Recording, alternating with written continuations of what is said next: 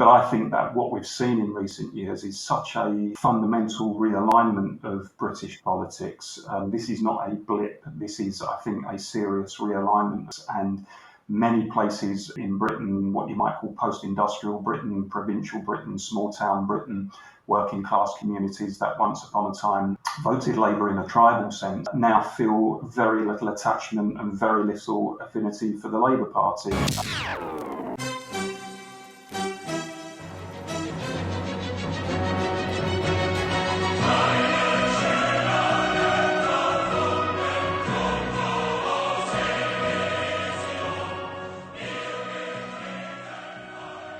Well, welcome to another episode of Uncommon Decency. Listeners of the show may recall Peter Mandelson, the veteran cabinet secretary who was appointed European Commissioner for Trade in the late 2000s upon helping orchestrate the Labour Party's social liberal pivot as one of Tony Blair's most trusted spin doctors. Mandelson's incarnation of Labour's notorious third way didn't just owe to his Europhile credentials and his support for Blairite domestic programs. By racking up a string of landslide victories in the northeastern constituency of Hartlepool, his career became a testament to the party's potential to press ahead with market-based and socially progressive reforms, whilst retaining its historic foothold in working-class enclaves across the north of England. Fast forward to a month ago, and Labour's gradual loss of its core electorate in the intervening decade was nowhere in better display than in the by-election held on May 6th that saw the Tories flip the Hartlepool seat with a voting share 23 points larger. The political realignment, much touted since the Conservative general election landslide in January 2019, is often chalked up to Labour's ambivalence on Brexit and to Jeremy Corbyn's radical neo-socialism. And yet its contours are in fact proving deeper and more lasting as both of these original sins recede in the rearview mirror and voters get to weigh Boris Johnson's promises to level up the north-south divide in economic opportunity against Keir Starmer's declared reversion to centrist politics. Beyond local variations, the trajectory for the British working class vote seems to be one of unprecedented disaffection with the modern Labour Party. Today, we gauge the causes, extent, and nuances of this trend with two leading observers of the country's shifting class-based politics. On one end of the line, we have Paul Embry, who has perhaps spoken most eloquently to Labour's perceived abandonment of the working class in pursuit of elite liberal cosmopolitanism. He is best known for his regular columns at Unheard and for publishing in November 2020 the widely successful book, Despised: Why the Modern Left Hates the Working Class, which is a scathing critique that also builds on his experience as a trade unionist. Indeed, Paul is a lifelong firefighter who served on the Fire Brigades Union and later became a prominent Brexit campaigner. And on the other end of the line, we're delighted to have also Nick Timothy, who has observed and commented on much of the same trends from his side of the traditional partisan divide as a leading conservative writer and thinker. His book, Remaking One Nation, just published in March last year, argued for conservatives to move past the ultra-liberal orthodoxies inherited from Thatcherism and restore a greater sense of solidarity and the common good at the core of the Tory agenda. So, Paul and Nick, thank you so much for making time and joining us on the show. I'd like to get started first with some background on the Hartlepool results. We'll start with Paul and then turn back to Nick. Paul, could you give us just a sense of how bad Labour's defeat was in Hartlepool in the by-election? What were some of the local circumstances that played into the race? And in what ways it may have differed from the Tories' piercing through the red wall in the 2019 general race?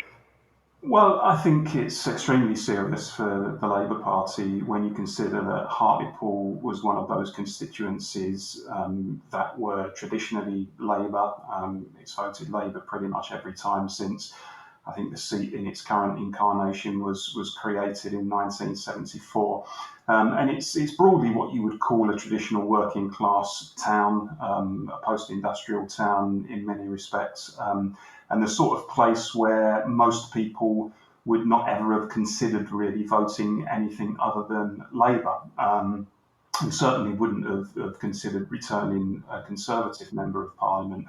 But I think that what we've seen in recent years is such a fundamental realignment of British politics. This is not a blip. This is, I think, a serious realignment of British politics. And many places in Britain, what you might call post-industrial Britain, provincial Britain, small-town Britain, working-class communities that once upon a time voted Labour in a tribal sense, now feel very little attachment and very little affinity for the Labour Party. And now the taboo in many respects has been broken. There was always a stigma in these communities to voting for the Conservative Party, but that went in 2019 with the general election. And we've seen with the Hartlepool result that having done it once, people in these communities won't hesitate to vote Conservative again. Mm. And Nick, how did you see the result? You're obviously, a lot of your commentary is focused on the Tory side of this equation. What were some of your takeaways from the Hartlepool result? Well, it's really telling that lots of commentators after this result tried to downplay it and say, well, it's not that surprising. It's the latest part of the pattern that was set in the elections of 17 and 19, where more of the regional vote, provincial vote was coming towards the Tories. That is extraordinary because I think I'm right in saying that barring a couple of freak elections where things like new parties split the vote and things like that, this is only the second time an incumbent government has taken a seat in a by-election from the opposition party. The first time was actually in Copeland in 2017. And the fact, I think, that many people are downplaying it in that way shows that they are resigned to almost the inevitability of the loss of the voters Paul just described from the Labour Party. And without this key part of the traditional Labour electoral coalition, it's very difficult to see how Labour can ever win again. They've already lost a large chunk of their traditional coalition in Scotland.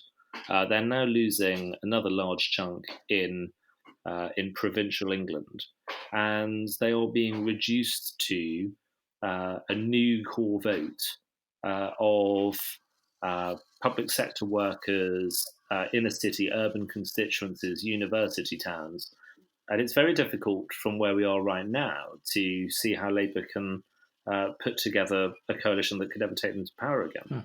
And we're going to go through the causes that drive working class voters away from the Labour Party. And arguably they're quite diverse. There could be some kind of unfulfilled craving for communitarian politics, maybe a baser rejection of woke mantras, or maybe they're just making Labour pay the price of Brexit.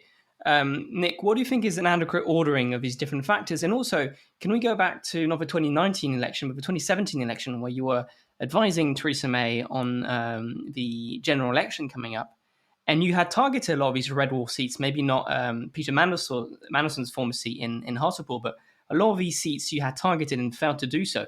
Why do you think this realignment had worked so brilliantly over the past 2 years, but hadn't quite been able to work in 2017? Is there also a little bit about the message versus the messenger going on here?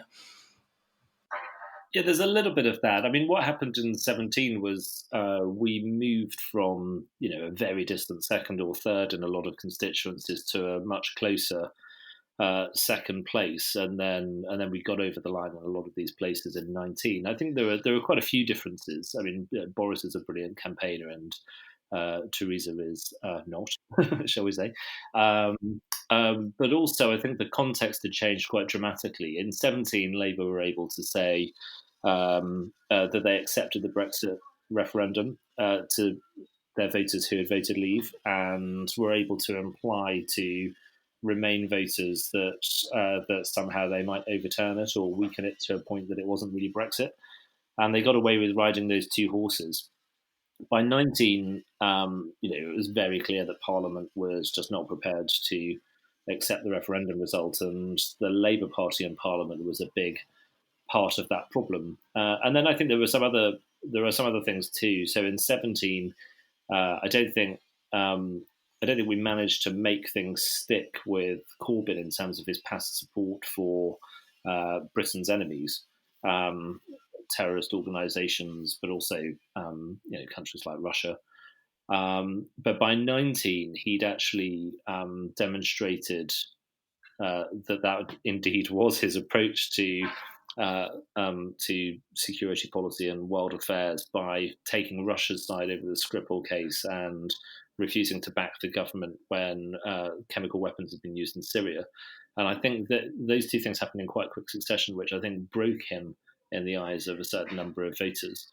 So I think there were several differences, partly about the message and partly about the messenger, between 17 and 19. And I think, in terms of the ordering, I don't know precisely what is more important than another. But I think a large part of this realignment is coming from changes in the Labour Party and in the left around the Western world, where old ideas that were sort of axiomatic, patriotism and shared identity that makes solidarity possible, and that solidarity then makes redistribution and universal public services and things like that possible, have become quite unfashionable on the left, as the fashion has become to be more interested in militant identity politics and critical race theory, and the left basically want to balkanize countries, which destroys the solidarity that makes their economic policies possible. And I think centre-right parties and the Tory party in Britain have the opportunity to take advantage of this in electoral terms, and hopefully to change in ways that make them the agents of economic policies that are more helpful to the regions and to people on more modest incomes and so on. But they're only reacting to a change in context, which is being driven by a mix of sort of intellectual and demographic changes, which are causing the left itself to change quite dramatically. Paul, where do you stand with ordering of these different factors? Obviously, we're not asking for a precise ranking, but where do you kind of see yourself here? And also, do you have maybe a few words on this kind of historic irony of a lot of these voters having kind of been heavily impacted by Tory austerity in the last decade or so, and in the end ending up supporting Brexit and then supporting the Tory parties? And there's some kind of irony of history going on here as well. I tend to agree with Nick in the sense it's difficult to sort of place them in a particular order, but I think all of the things that have been mentioned have, to a greater or lesser degree, impacted on the relationship between the Labour Party and its traditional vote. And I think fundamentally what's at play is a Labour Party that has shifted away from its traditional base, not only shifted away from its base, but often looks at that base with contempt.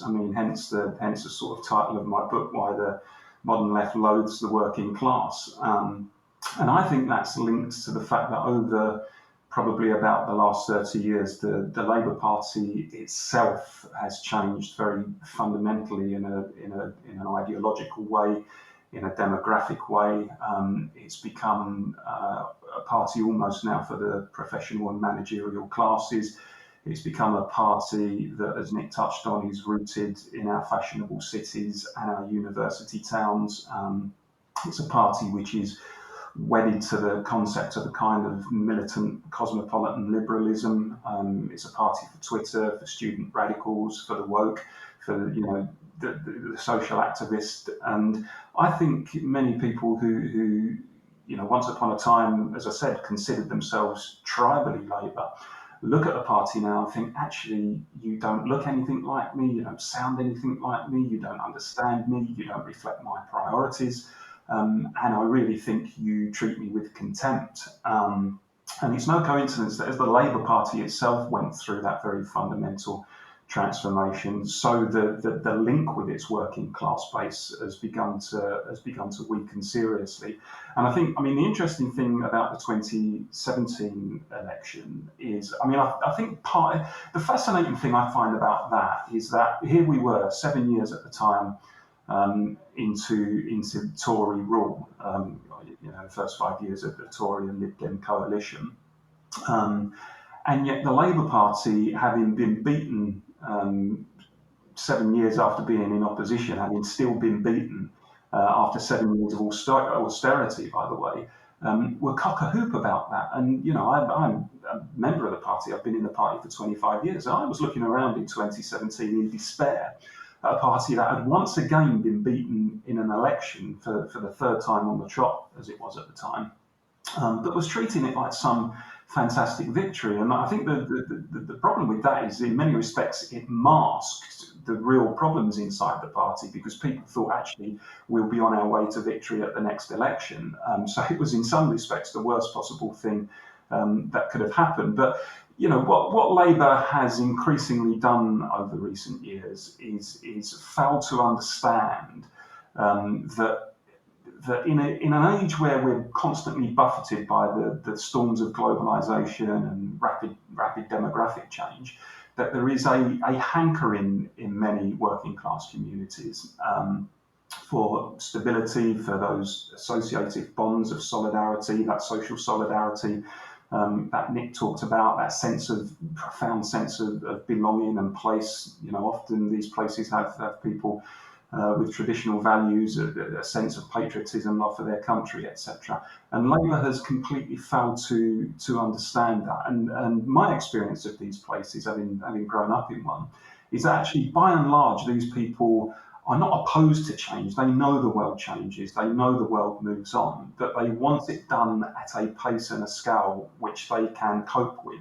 And anything that happens that ruptures that social solidarity in a violent way, they react against. And they look at what the Labour Party did, particularly, I think, in the first decade of this century, where Labour, New Labour as it was under Tony Blair, very much embraced that sort of globalisation and everything that went with it in terms of open borders, etc. And when you look at what that was causing in these communities in terms of deindustrialisation and rapid demographic change, these communities didn't really feel that they were being benefited by it. And they looked at Labour and thought, actually, you're embracing a system and a way of life and an economic model that is rupturing and fragmenting our community, and you're telling us to suck it up because it's good for us. So I think that first decade of this century was pivotal in breaking that link with the working class, and that chasm has just widened, I think, in the years since. Right, and it seems, just in the wake of the Hartlepool defeat, and just as with any defeat of that magnitude, it seems that it was followed by the routine motions of, infighting within the party, kind of the clashes between the different wings of the Labour Party. And, you begin to wonder, for all of the reasons that Paul just listed, how much of this is laid in stone, how deterministic are the changes that the Labour Party is going through, right? Just as Labour lost in Hartlepool, the results that it got in other parts of the country, primarily London, where we're looking a lot better. And so the realignment of its electorate around the urban elites with cosmopolitan, aspirational worldviews seems almost predetermined. It seems like this is a stronger trend than anything that the Labour Party's leadership can really stem and counteract, right? And so I wonder. Again, this is happening despite the efforts of the new leadership under Keir Starmer to slow down the ship. So I wonder, and we'll start with Paul, just going off of your comments there, and then turn back to Nick. How much of this do you think is demographically determined, right? How much can Labour really do in terms of the messaging and the policy priorities to win back the voters? It seems like, as you were saying earlier, a lot of this is tribal, right? There's a sense of disaffection that cuts deeper than the support of certain communities for policy priorities. This is really happening at a deeper level. Are you deterministic in that sense, Paul? Well, I think it's certainly possible, actually, that Labour will never again win the support of large sections of the working class in Britain. I think that such has been the deepness of the rupture, that I don't know if it's a gap that can ever be closed. And in fact, I think there are people within the Labour Party and the wider Labour movement who are almost reconciled to that fact. There are certainly people, I've spoken to them, who think that Labour should now simply try to concentrate on consolidating its new kind of middle class, metropolitan, youth, liberal, cosmopolitan base. The people who in large numbers voted Remain in the Brexit referendum, and that actually, what you might call the traditional working class, the blue collar constituencies need to be written off because they're never going to vote Labour again, and actually they're a bit reactionary. So do we really want their support? I mean, that attitude does exist in the Labour Party. I think that would be doomed to failure. I don't think it would work electorally, and furthermore, I think it would be an absolute betrayal of everything that Labour stands for. The Labour Party was created, over 100 years ago now. In order to 125 years ago now, whatever it was, in order to speak for the voiceless, for the most disadvantaged people in society, for the people whose only power was their labour power, in places such as Hartlepool and other working class towns across Britain. And if Labour actively decides to sever any link with those communities, then frankly it wouldn't be the Labour Party anymore. So these debates are going on inside the Labour Party, but the truth is, even if the Labour Party had a strategy to win these places back, and nominally at least there is a strategy in existence, the gap that is there to be closed is so enormous that I cannot see it happening now for several years. That's the truth of it. Sure.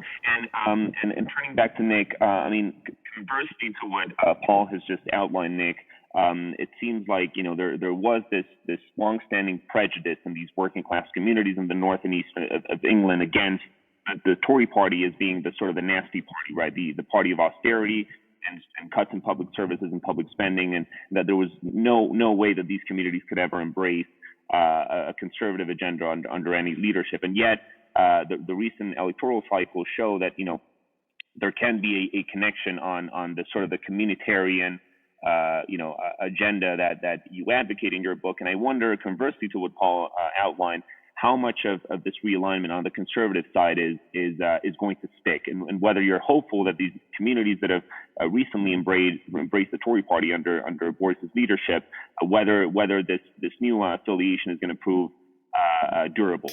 Yeah, that's a huge question. I've always been personally convinced that it's not only possible for the Tories to represent working class people, but it's actually a really important thing for the party and the country that it does, because it is only through being a cross-class and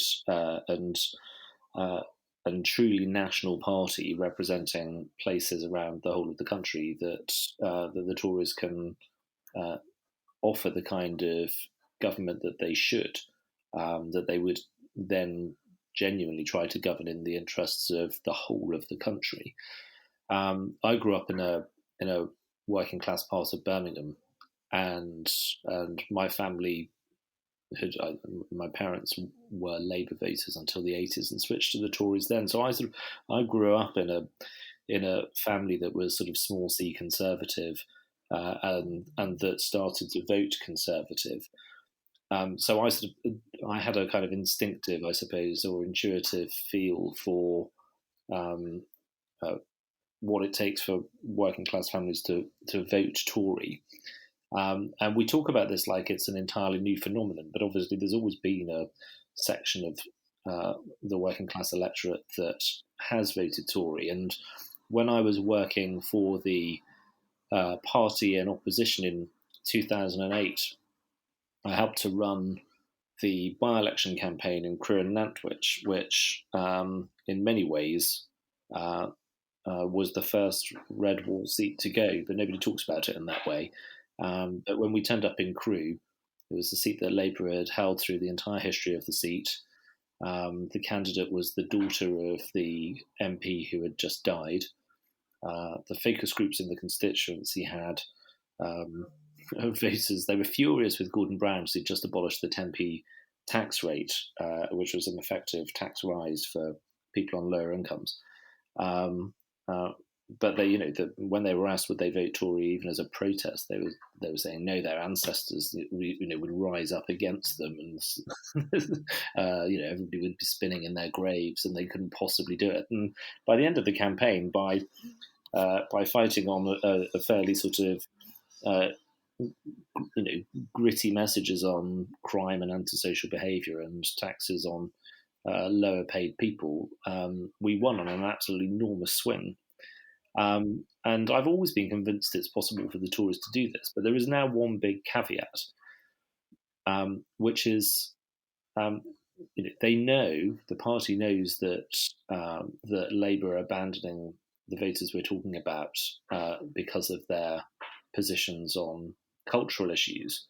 So the Tories can win the support of working class voters on cultural issues. But what the party must do is make sure that it really does change its economic offer. There's all sorts of reasons, demographics with an ageing population being one of the most obvious. There are all sorts of reasons why actually taxes overall aren't likely to be any lower in the coming decades.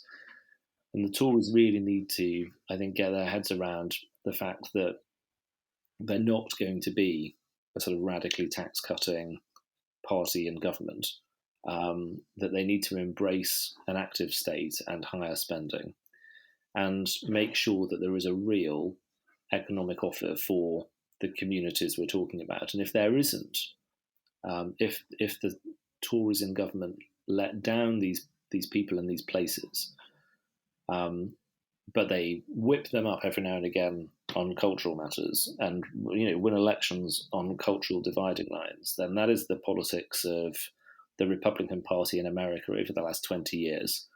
And just look at where that led to with the politics of Donald Trump and the state that the Republican Party is in now. So yes, there is a huge opportunity for the Tories. I think it's fantastic for the country if the Tories can genuinely be a genuinely national party, but they need to change and they need to deliver for the new voters. Sure, and this is fantastic, Nick. You really just got ahead of our next question. I did want to zero in on some of the policy issues that can give meaning to this policy realignment.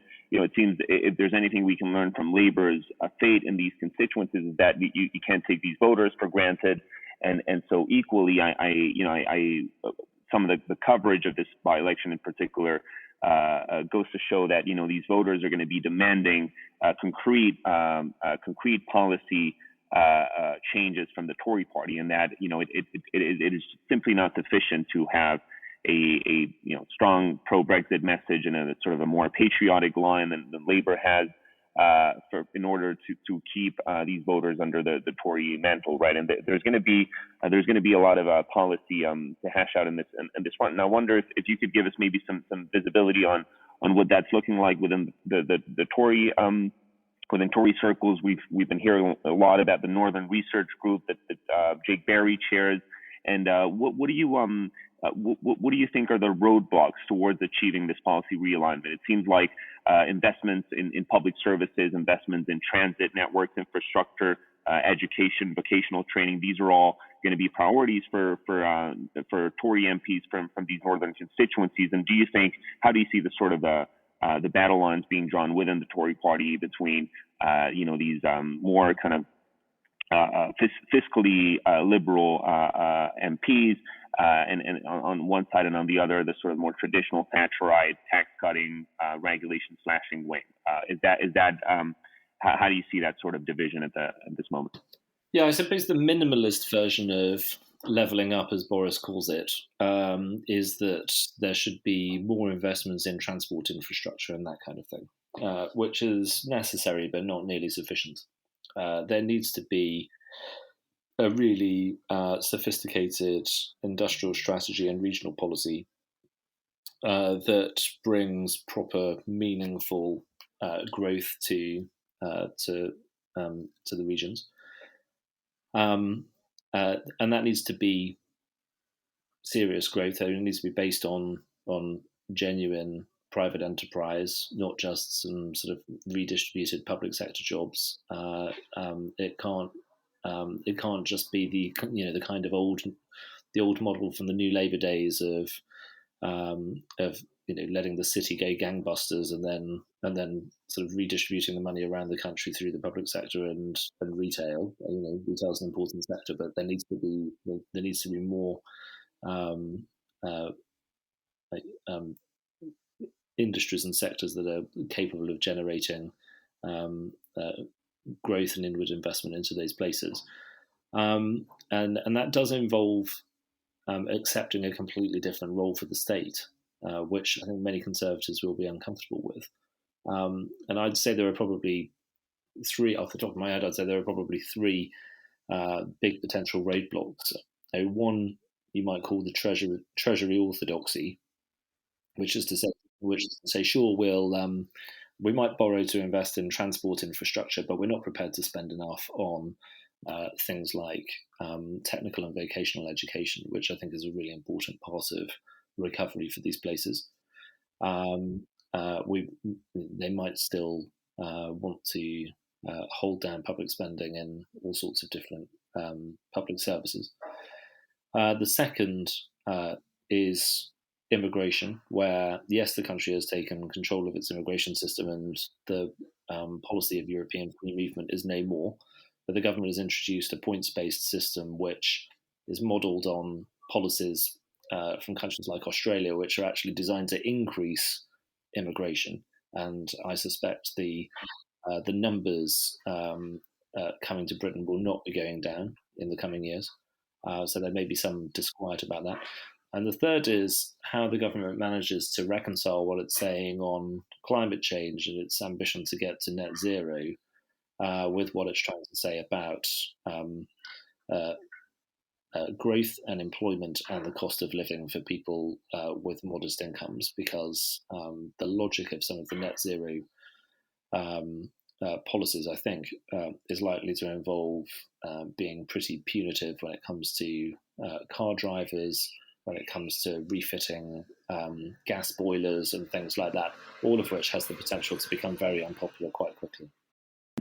And Paul, you belong to a very illustrious tradition within labor circles that that is deeply anchored in the trade union kind of base of the party, and it seems like that was a huge part of the pitch to working class voters is through the role that unions played within the party. And how do you see your side of this equation? Do you think that Labour still has an edge over traditional progressive policy issues such as industrial policy, redistributive taxation of the kind that Nick was talking about? How do you see these policy issues playing out? Well, I mean, once upon a time, those sorts of issues were front and centre of what the Labour Party was about before it, decided to immerse itself in identity politics and everything else that goes with it. That was the bread and butter for the Labour Party. They understood that actually, they were there to reflect the concerns and advance the interests of working class people.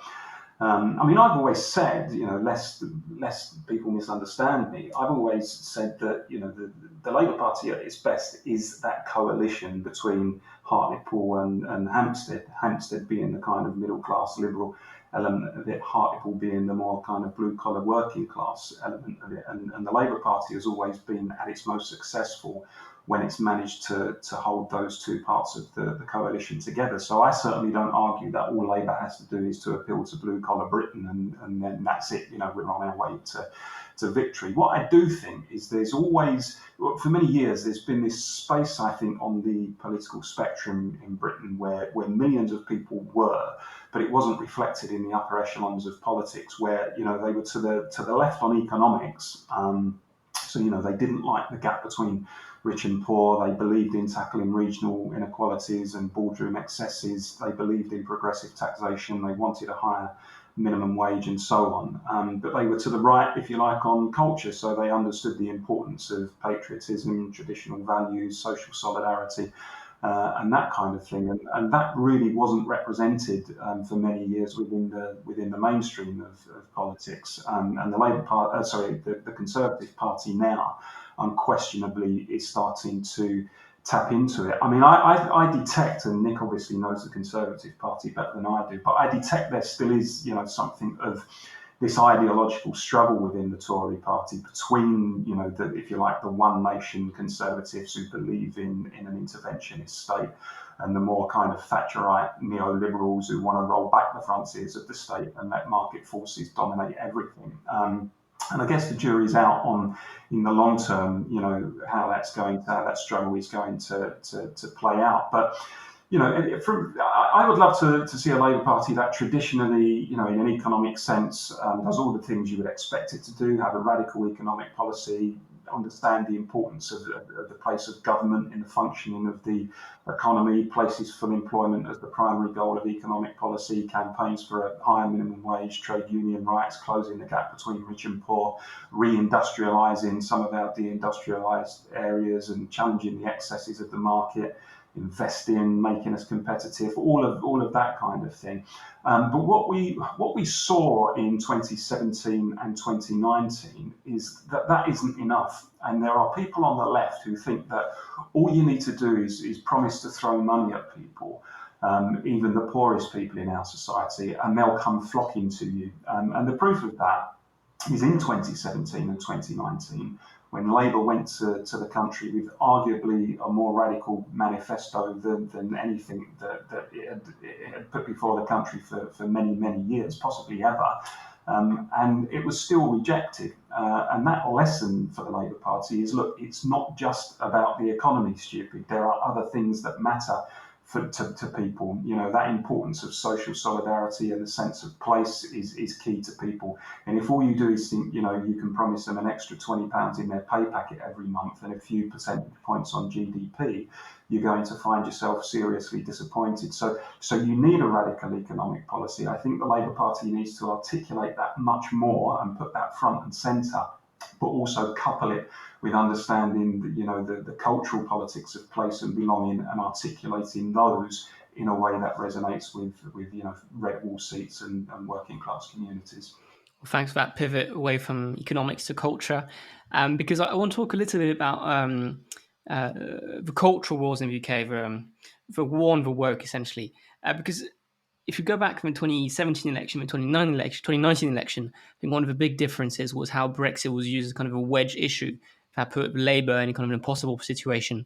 Well, I don't think it was exploited as much in 2017.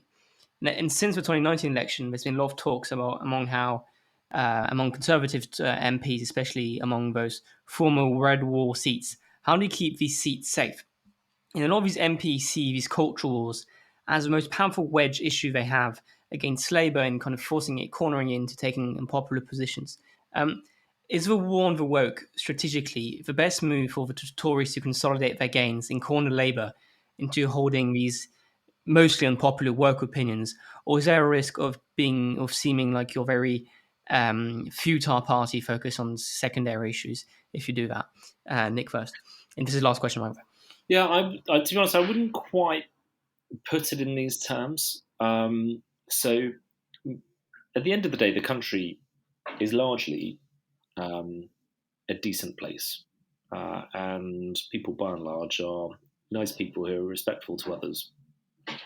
And they want to be polite to one another. And I think one thing that we absolutely do need to avoid is an excessively zealous approach to this particular issue that ends up just being a bit mean.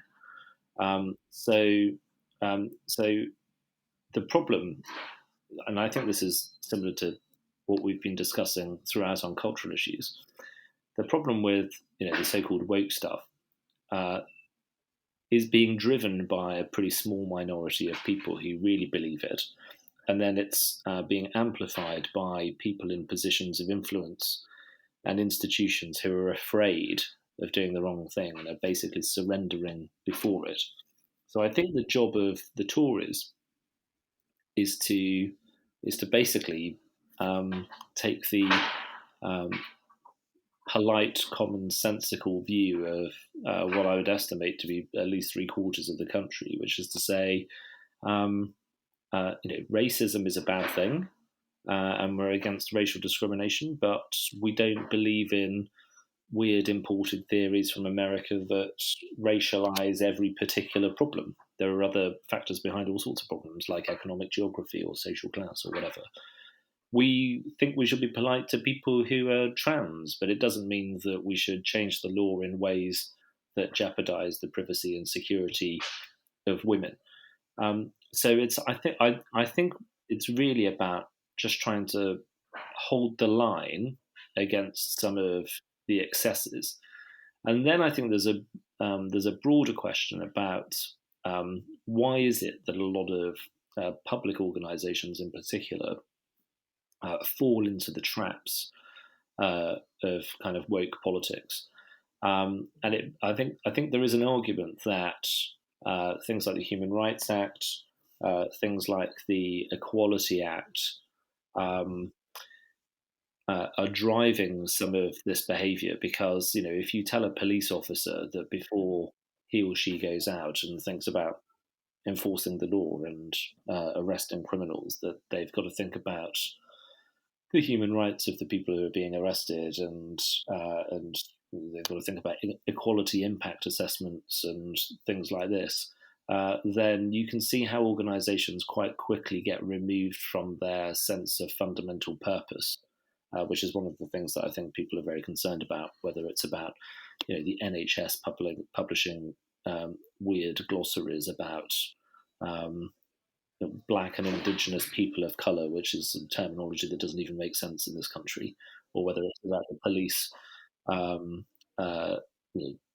taking the knee and losing control of violent protests and things like that. So I think by and large, the Tories don't need to look like they are enthusiastically declaring a culture war.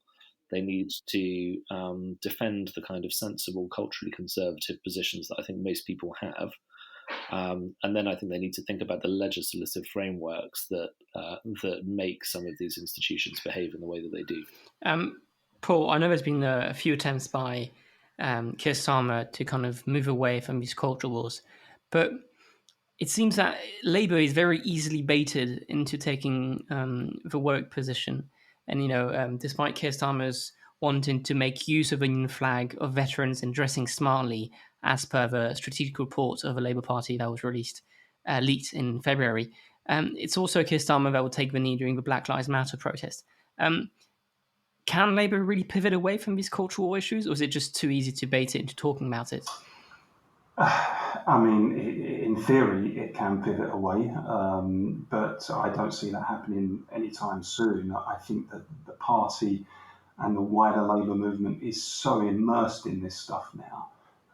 And the demographic of the party, in having, as I said before, over recent years become so more middle class itself, so more kind of metropolitan in its worldview, and embracing the precepts of a militant cosmopolitan liberalism. And the party is filled with people with that ideology. It's very, very difficult to see how they can suddenly say, no, actually, that stuff's going into the background, and we're going to concentrate much more on the bread and butter issues of jobs and pay, the policies around law and order and immigration and national security, all of the things that matter to working class voters, rather than issues such as gender fluidity, etc. I mean, I'm certainly not somebody who says there isn't a place to discuss some of this stuff. Of course there is, but it has to take its place in the queue. And I tend to agree with much, if not all, of what Nick said, actually. I think there is a basic decency among the vast majority of people in this country. They think, actually, we should treat each other with kindness and respect, and we should allow people to live their lives in the way that they wish, free from harassment or persecution. But if it becomes overbearing, if it becomes authoritarian, if you tell me that I must say things that I don't believe, or if you try to cancel me or destroy my livelihood for not articulating your particular view, then it becomes completely wrong. And as Nick said, this is largely the work of a small but very vocal minority of people. And it strikes me that there is, frankly, a cowardice in the upper echelons of British politics and wider society of too few people who are willing to put their head above the parapet and say, actually, some of this stuff is wrong and some of this stuff is oppressive and we need to challenge it. And this idea that if you're in any sort of position of public influence, if you're a politician, if you're, a manager in the public services, if you're in charge of a business, etc., that if you step out of line, you can, on some of these issues, you can expect to be cancelled and have your reputation destroyed. This is pretty serious stuff, and we need to treat it seriously, and we need to start pushing back against it. I mean, I'm frankly sceptical that the Tories will do it. I mean, we do have to remember who's been in power for the last kind of 11 years or whatever, when most of this stuff has taken root. And even, you see Boris Johnson at the G7 a couple of days ago talking about, I think he said something like, we need a gender-neutral recovery or whatever it is, and you kind of think, well, actually, are these the people who can be trusted to push back against some of this kind of militant wokeness? But I suspect that once enough people start putting their head above the parapet, then others will follow. But I think there's a culture of fear at the moment where people think it's just safer for the sake of an easy life. I'll just keep my head down. But all the while that's going on, the polarization in our country over some of this stuff is deepening, and people are being cancelled left, right, and centre. So, I don't think we should have a culture war in this country. I would rather one didn't have to take place, but unfortunately it is taking place because some people decided some years ago to start one. Either we sit back and let them get away with enforcing their ideology on the rest of the country, or we say, actually, enough's enough. We're going to start challenging you on some of this stuff. Well, wonderful. This is a really ominous place to end our conversation. We've really covered the full spectrum of issues from economics to culture that have been unveiled by the ongoing realignment of British politics as crystallized around the Hartlepool by-election. And we're so thankful to both of our guests, Paul Embry and Nick Timothy, for joining us on this episode. Thank you so much, and we hope to have you in the future. Thank you. Great. Well, Nick Timothy and Paul Embry are out of the green room. What did you think of this episode, Francois? I thought it was really interesting because it kind of touches on the largest trend that is going on in social democratic centre-left parties across Europe, which is a party which is weakening electorally, largely because it has become captured by a kind of middle-class activist base, which is progressively drifting apart from its kind of working-class roots. And as a result, it ends up being a party talking to kind of a very select few of, public sector workers and some immigrants and some minorities. But it doesn't have a kind of strength to be able to be a national party anymore. And in some countries, it was explicitly theorized. I know in France, back in 2012, I think, Terra Nova, which is kind of a think tank of a socialist party, had explicitly said that the party should no longer aim to try and target these kind of working class voters and instead go for kind of Obama type of coalition of different kind of minorities put together. That was, back when the Obama coalition was all the rage in Europe. That message didn't go well at all. And there's been a massive opportunity for the right to become a kind of mass party of crossing different class groups. And it makes me think of expression by André Malraux, the great author who became Charles de Gaulle's Minister of Culture, who said that the Gaullist Party was a metro at 6 p.m. Essentially, all these kind of different people from different classes coming back from work, from the factory, from the office. And I think the way these centre-left parties have positioned themselves has been a kind of a golden opportunity for right-wing parties to be that métro à 6 heures party. Yeah, and and it really raises the question of the culture wars. I mean, you are seeing the two issues kind of converge, right? The economics, the Tory party is shifting on economics towards a more communitarian, less fiscally conservative stance. A stance that is more willing to invest large sums of money in decaying towns and areas and economic sectors hardly hit by globalization. But at the same time, I think the culture is kind of it underlies the whole realignment. There's a sense of craving for a national for nationhood, for the communitarian bonds of family, place, and nation as a whole. What I thought was so interesting in Nick's response was the idea that the Tories should not jump head first into the cultural wars as enthusiastically as the right wing of the party is willing to do, and it should handle it in the way that showcases the best of British character. The sort of the moderate common sense that certainly right exactly that